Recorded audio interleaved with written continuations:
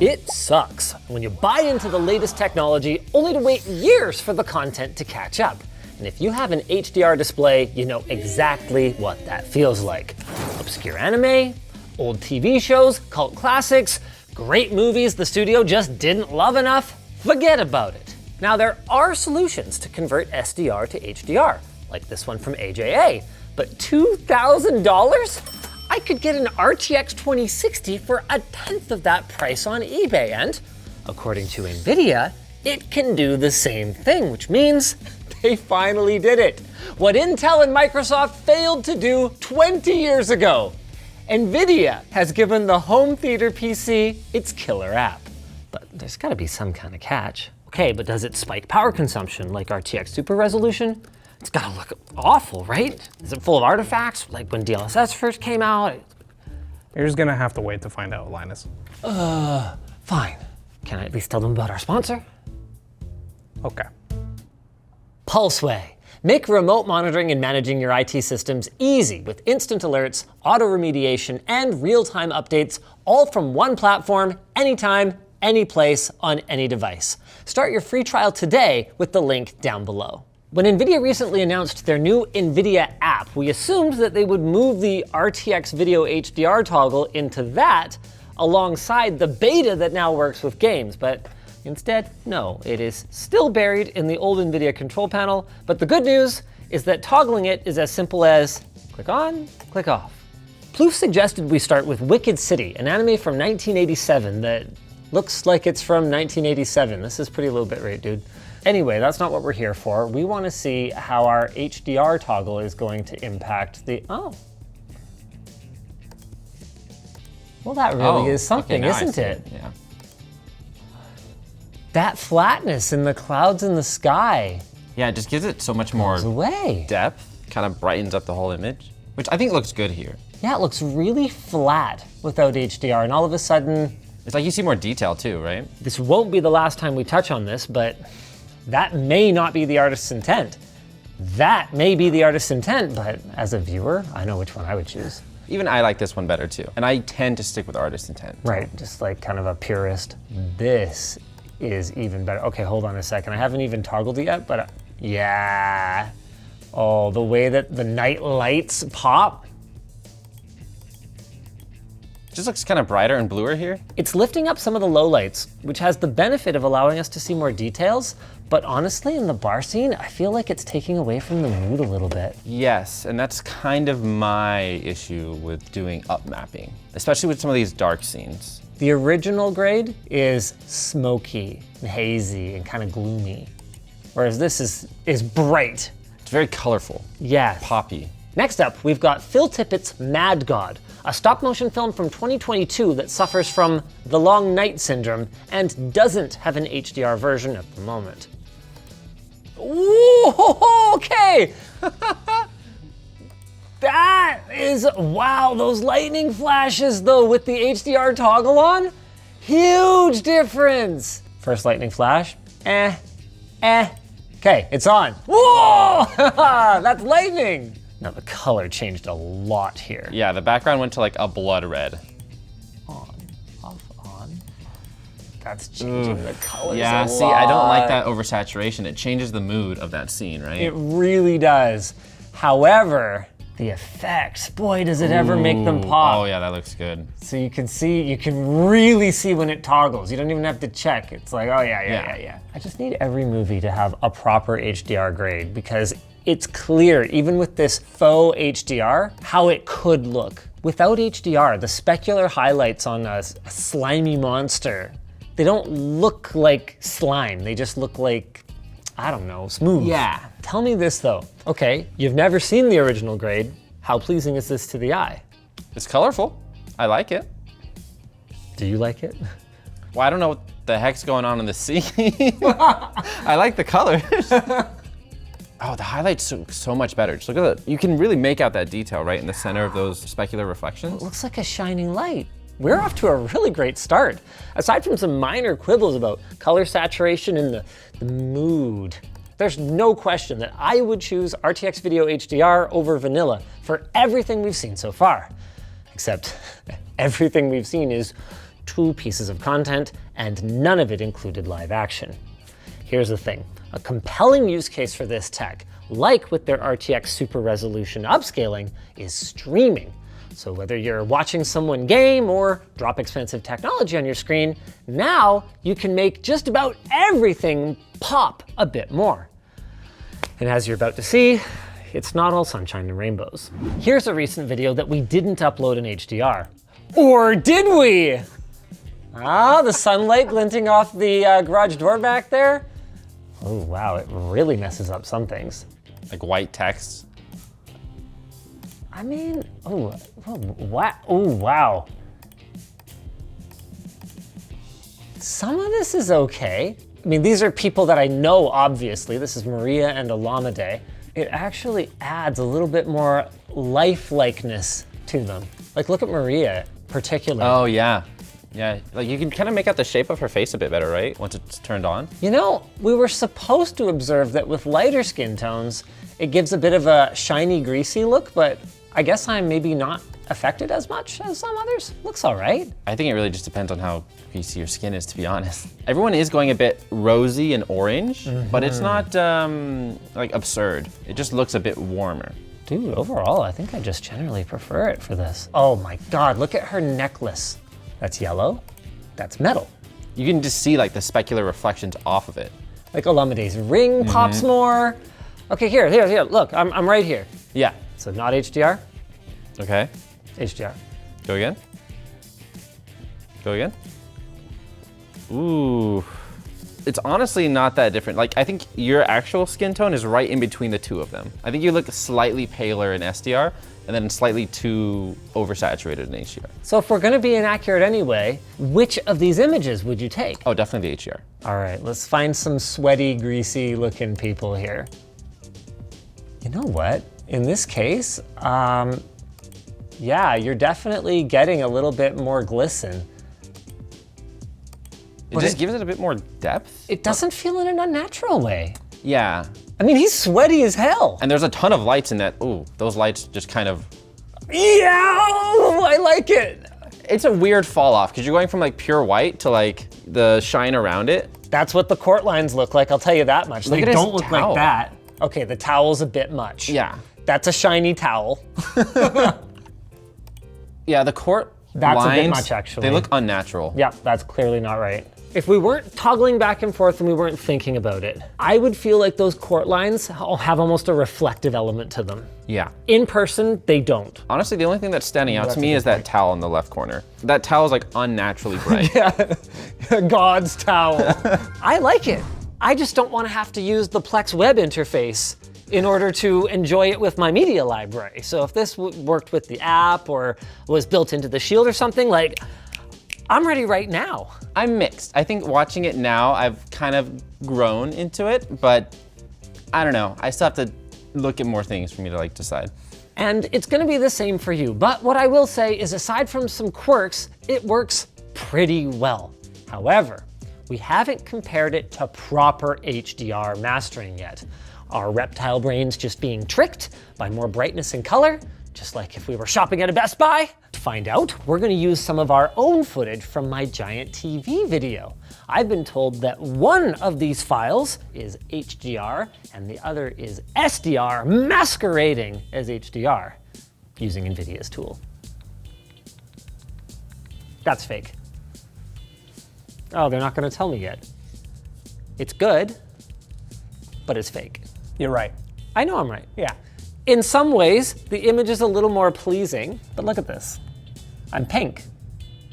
Whoops, it's too bad. I wanted it to be perfect, but obviously a properly graded piece of content is gonna pop where it's supposed to, like this content behind me looks almost identical, but is also going to retain the natural look of someone who is backlit and not forelit, whereas I'm just lit. Why am I so flushed? It's like drinking. James looks better here though. And that's interesting. Is NVIDIA making assumptions through the selection of their training data about properly lit people? So is this kind of like, you know, taking the studio mode of your selfie camera and applying it to any content that you watch. In fact, now that I'm lit properly, it's far less noticeable. See, in this dark shot, I look more lifelike, whereas this is more reflective of the fact that I have no light on me. Damn, that is really close. This is a very impressive example. If I didn't know that that's a bit too much brown for my couches, I would probably take that image. You're right, it's very close. Like the display is like basically the exact same here. I actually think that the pinpoints on our light sources in the room look a little more convincing in the NVIDIA version. Of course, we're not using exactly the same display, so there is a little bit of variation there, but... There's some banding here. It's like very little banding there. You're right.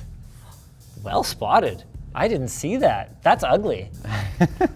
Oh, wow, interesting. Now that I know what I'm looking for, this is a much more egregious example of what Brandon just pointed out, where that brighter object was clearly manipulated in a way that lost some of its original quality.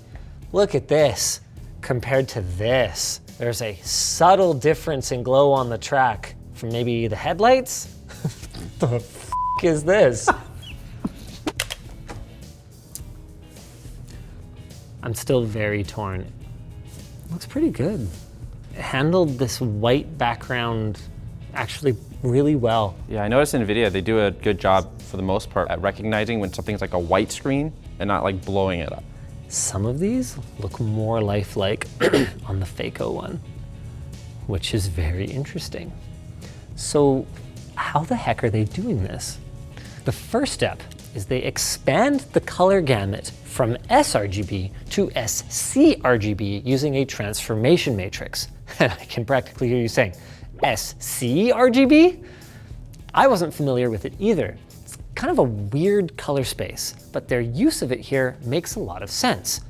Just like it makes sense to go with a Honeywell PTM7950 thermal pad for your next build, now available for a reasonable price from a reliable source, lttstore.com. sCRGB is compatible with regular sRGB, but uses 16-bit floating point to calculate a massive dynamic range compared to 8-bit integer on sRGB, all while using the same white and black points. So in total, you end up with 281 trillion possible colors compared to the 16.7 million of sRGB. Now, when I say possible colors, that's because we can't actually see a lot of them, making sCRGB completely overkill for actually displaying anything. Modern panels don't have 16-bit control over their pixels, let alone the ability to reproduce trillions of colors. But what it's great for is internal rendering and mathematical computation. So, with that background in mind, RTX HDR kind of works like DLSS upscaling, where NVIDIA is taking an image, blowing it up, then using machine learning to fill in the gaps. It's the same idea here, just with color and light. So, to train their model, they analyze a ton of content, ideally in both HDR and SDR. Then they take that converted sCRGB frame, they apply their denoising algorithm, and then they convert it to BT2100 HDR using that AI model to output a finished frame that brightens or dims specific spots in a scene, or saturates colors to help them appear more vivid, ideally without it looking like a Best Buy demo. It's really cool. It also isn't really new. Windows 11 Auto HDR has been doing something kind of like this for SDR games for quite a while now, often with decent results as long as you've completed Microsoft's calibration process. It's also been a thing on the Xbox Series X for a few years, and it can really make those older games pop. All of a sudden, bright flashes are hitting about 1,000 nits, and they actually flash instead of just whiting at you. Of course, all of this assumes that the display that you're using can reach that luminance level and display it accurately. I've complained a lot on this channel about the HDR displays that are more like HDR-ent, because while they're VESA certified and they can interpret an HDR signal, their backlight and panel technology just aren't good enough to make much of a difference compared to watching something in SDR. With all of that out of the way then, what about games, where the competition is tighter for NVIDIA's new hotness. To investigate, we've grabbed a couple of the latest QD OLED panels, and we've upgraded our modest home theater PC with a second, near identical computer for our second monitor. By the way, we'll have links to all of this stuff down below if you're looking for PC parts or maybe a new monitor. Oh, look at that green, that saturation on the green. Okay, here, let's look at Shiny Boy here. Oh yeah, yours looks so much better. Okay, Yeah. hold on, let me just clip. Oh, okay, or we can shoot the shiny. Oh, okay, yeah. Well, the shine still looks good even without. Oh, come on. It still looks pretty decent. Yeah, it's all relative. I know. Decency is Oh, relative. the These flashes on the fireballs, fireballs from the imps? not even close. What we're comparing right now is real HDR to SDR, but that's not what we're supposed to be comparing. Why don't you go ahead and turn on RTX HDR? Yeah. I can actually see the appeal of the RTX HDR version of this. Yeah. If you're into a really poppy, contrasty look, it's great. And guess what most people tend to prefer, whether it's correct or not. I know. They want brightness, they want contrast, they want color. And that's kind of what we're getting here. I honestly, I'd probably turn it on. Even here, I think it looks a little better than the actual native Doom HDR setting. I mean, the native Doom HDR is pretty good though. Pretty good. Man, that is really poppy though. Right? It's fun, you know? Yeah. There isn't a major impact on the visibility of dark regions Nope. or anything like that. Okay. What's next? Windows Auto HDR versus RTX HDR. Oh, okay. This does not look very good. No? No, I agree. No? It just doesn't have that poppy contrast. It doesn't even look as good as the HDR implementation. Yeah, it doesn't. Like the NVIDIA one is taking Yeah. it even further. Yeah. This one is like not taking it as far. It's very dull. Like, look at the candy that pops out of the enemies is not No. glowy. Like this stuff looks okay, the flashing, but that looks decent in SDR anyway, Yeah, this does not look a lot better than SDR to me, if at all. right? I don't think I would turn this on in this game anyway. It does make a lot of non-HDR games pop a little more, especially games who never got, like they're older, like 2010 and earlier Yeah. than that. For example, I play a lot of Dota with Windows HDR turned on. Yeah. And not much, you know, but when you like get the big match accepted screen, there's like all these flashes of light and it looks pretty good.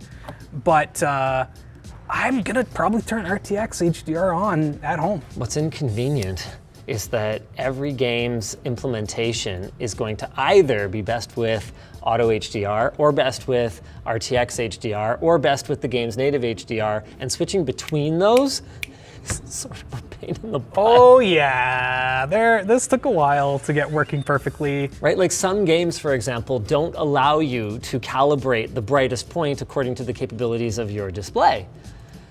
You're gonna end up with all these blown out clipped So messes. RTX HDR might be way better. Oh, that sun! Oh man. It's such a small part of the scene, but it makes such a difference. It really does. Interesting. Okay, it's catching these lights on the little Oh, yeah, the dish tower for the here. radar. Oh shoot! Oh balls! I forgot this game is really hard. Yes. For The muzzle crying out flash is wild. Yeah, those muzzle flashes almost look like stormtrooper shots. Yeah. Like they're so bright. Okay, not gonna lie, pretty cool. It's actually really not that overdone either, though. No. Man, that glint off the water too.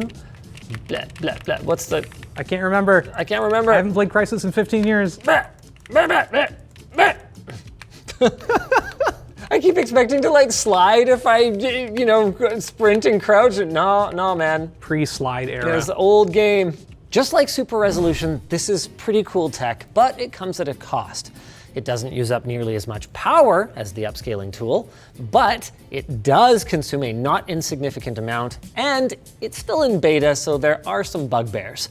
For example, the video HDR doesn't work on DRM protected content, at least not yet, and the game HDR doesn't work if you have dual monitors, at least not yet. I have a wild theory that NVIDIA is basically waiting for Nintendo to launch the Switch 2 before they will launch the Shield Pro 2. And all of this software development is happening very rapidly right now because they're gearing up for the release of the Shield Pro 2. I mean, think about it. The original Switch and the original Shield Pro, actually very similar in terms of hardware, and NVIDIA has seemingly been due to release a successor to that damn thing for years. And man, with some of the recent advancements we've seen, RTX HDR, super resolution, I can see the Shield Pro 2 being a killer box. Not just for watching video, right? I mean, you know, obviously this is great for that, but think about it for streaming games. Man, deblocking all those compression artifacts, just converting to HDR on the local side so that they don't have to send all that additional information over your internet connection. I am excited. And I'm also excited to see more solutions for using HDR displays with content that doesn't necessarily natively support it, even if it's not perfect today. And hey, back to what we were talking about before, if I'm wrong about the Shield Pro 2, maybe at long last, the home theater PC will be a thing again, and you will all rue the day you mocked me for keeping my Windows Media Center Edition remote. Rue it, I say! If you guys enjoyed this video, make sure to check out the one about NVIDIA's upscaling technology, RTX Super Resolution. It's also really cool.